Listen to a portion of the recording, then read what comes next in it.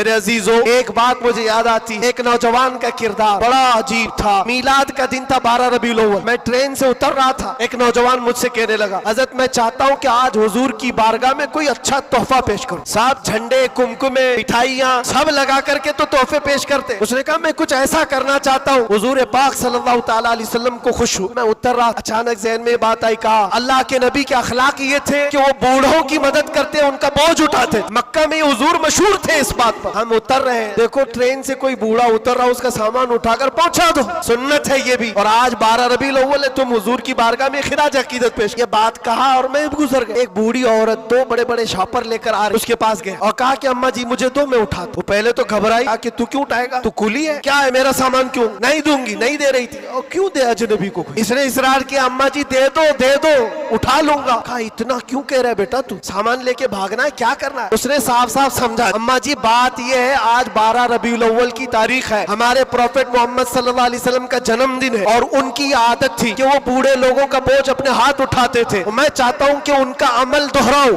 उनके अखलाक पर अमल करूं और मैं उनकी रूह को खुश करूं। बूढ़ी के दिल में बात, ले बेट, तू तेरे नबी की बात कर रहा है, तुम्हारा कोई त्योहार का दिन है, ये करना है तो करो। वो शॉप पर लेकर के गया, उसको जहां तक पहुंचाना था पहुंचाया। ये बात आई गई, गुजर गई। हम भी तो सोचते हैं कि छोटी सी बात। 6 महीने गुजर जाने के बाद उस नौजवान ने मुझसे कहा कि हज़रत वो बूढ़ी औरत जिसका मैं सामान उठाया, वो अभी राब्ते में, कांटेक्ट में अभी आई और कह रही है कि बेटा 6 महीने गुजर गए, अब तक मैं तेरे नबी का बायोडाटा ही पढ़ रही हूँ, अब तक मैं उनके अखलाक ही पढ़ रही हूँ। क्यों? तेरे उस अमल ने मुझे इतना मुतासिर किया, इस जमाने का कोई जवान, अरे मेरे बेटे मेरे पोते नहीं आए मुझे लेने, किसी और का बेटा मेरा सामान उठा रहा है, इसके अंदर इतना असर कहां से आया। और जब तूने बताया तेरे नबी के अमल है, मैंने सोचा कि उस नबी को क्यों ना पढ़ूं। पढ़ते पढ़ते मैं इस मकाम पर पहुंच गई।